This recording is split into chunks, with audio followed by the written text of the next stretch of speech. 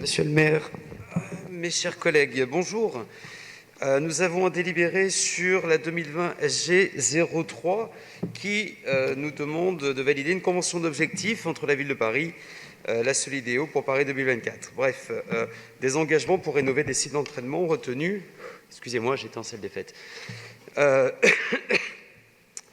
Pour notamment financer deux centres sportifs dans le 18e arrondissement, le centre sportif Bertrand Dauvin et le centre sportif des Poissonniers.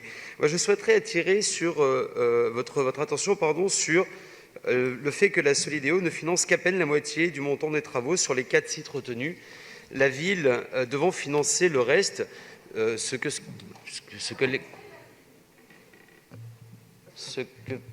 Continuez, chers collègues. Oui, bien sûr. Ce que se garde bien de dire l'exécutif dans l'exposé des motifs qui nous est présenté.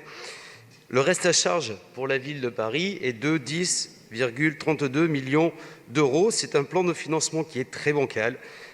Et la délibération prévoit que la ville puisse solliciter d'autres sources de financement pour rénover ses équipements, mais aucun montant n'est communiqué, alors même que les premiers chantiers doivent débuter en 2021.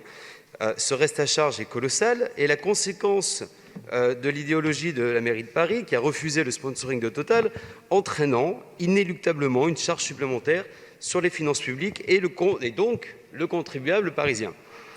Ce reste à charge est d'autant plus préoccupant qu'il survient dans un contexte de difficultés budgétaires et de modifications en conséquence de la carte des sites d'accueil des Jeux. Au vu du contexte sanitaire et économique lié à la crise, Paris 2024 a pris la décision de faire un plan d'économie correspondant à 10% du budget de l'organisation des Jeux, 300 à 400 millions d'euros d'économies qui doivent permettre d'anticiper de nouveaux aléas. En gros, ce que nous avons sur la table aujourd'hui, mes chers collègues, c'est Anne Hidalgo qui veut financer Anne Hidalgo pour les rénovations qu'Anne Hidalgo n'a jamais su faire sur les équipements sportifs.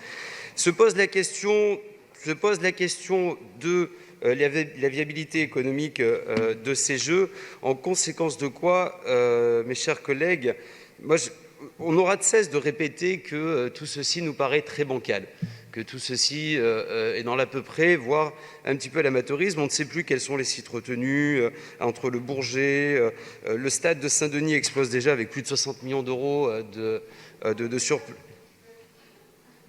Pardon ? Continuez, chers collègues, merci. Difficile, mais bon, on va essayer. Donc, la facture, on le sait, s'adressera aux Parisiens. Vous nous expliquerez, d'ailleurs, je ne sais pas ce que vous pourrez nous expliquer une fois que la facture sera arrivée dans la boîte aux lettres des Parisiens. Je vous remercie, mes chers collègues.